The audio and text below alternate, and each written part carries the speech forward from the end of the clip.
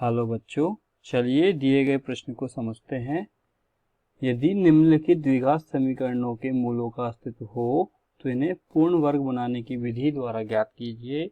हमें समीकरण दिया गया है 4x का वर्ग प्लस 4√3x प्लस 3 बराबर 0।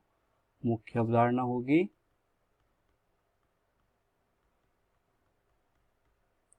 मूलों का अस्तित्व होगा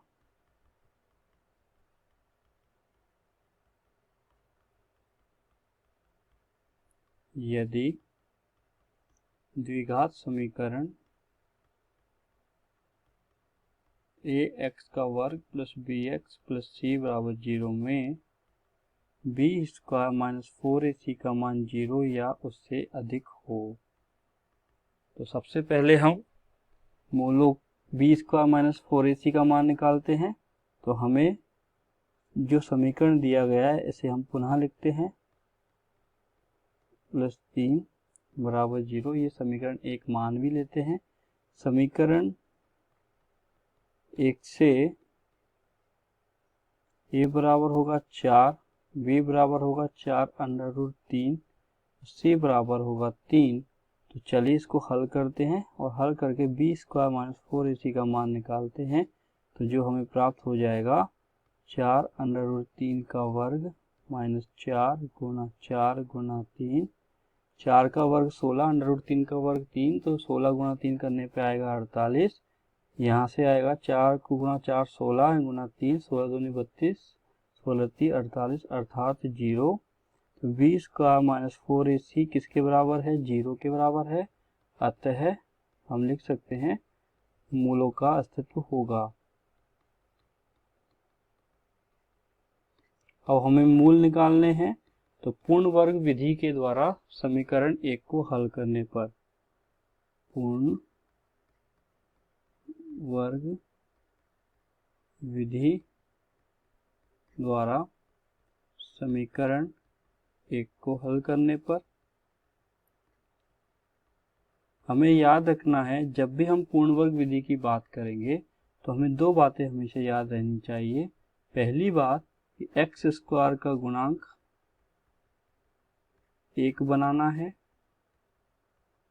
और दूसरी बात x के गुणांक का आधे का वर्ग जोड़ना एवं घटाना है।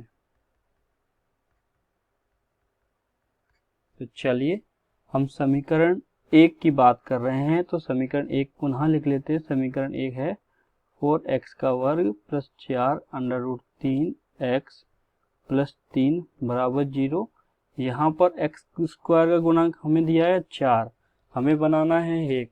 तो हम क्या करेंगे, समीकरण में 4 का भाग दे देंगे।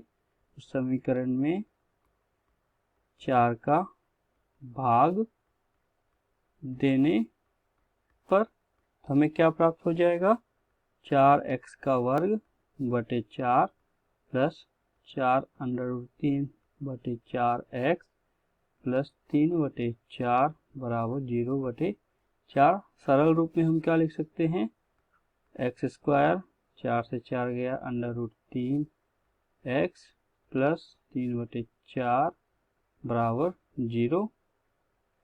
ये हमारा समीकरण नंबर 2। चलिए प्रश्न को आगे हल करते हैं। समीकरण 2 से समीकरण 2 हमारा क्या था, समीकरण 2 था x square plus √3x plus 3 बटे 4 बराबर 0। X square plus √3x plus 3 बटे 4 बराबर 0। हमारा दूसरा चरण है x के गुणांक का आधे का वर्ग जोड़ना एवं घटाना है। तो चलिए हम देखते हैं x का गुणांक क्या है, √3 का आधा √3 बटे 2 का वर्ग हो जाएगा, ये हमें आ जाएगा 3 बटे 4। तो ये समीकरण में 3 बटे 4 या हम बोल सकते हैं √3 बटे 2 का वर्ग जोड़ने एवं घटाने पर, तो देखिए हमें क्या प्राप्त होगा, x का वर्ग प्लस √3 x, जोड़ देते हैं एक बार, √3/2 का वर्ग, घटा देते हैं एक बार, √3/2 का वर्ग, और हमारा है साथ में 3/4 बराबर 0। चलिए अब यहाँ से हम देखेंगे तो ये प्रथम 3 पद होंगे, ये एक पूर्ण वर्ग बनाते हैं, तो इसको हम लिख सकते हैं x प्लस √3/2 का वर्ग, और बाकी अन्य पदों को दूसरी तरफ पक्षांतरण कर देते हैं।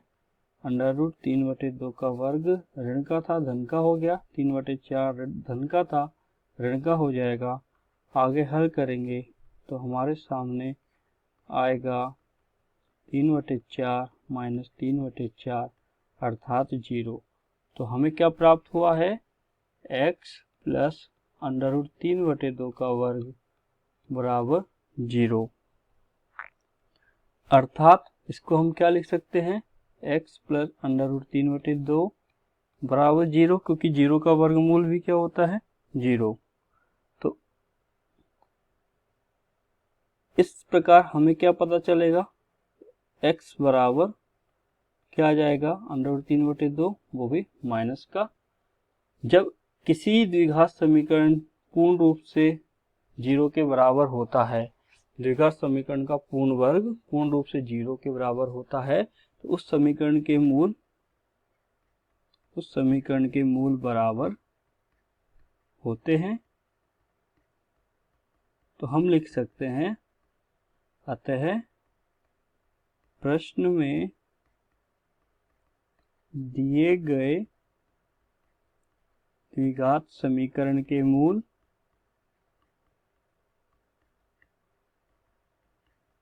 बराबर एवं माइनस √3/2 और माइनस √3/2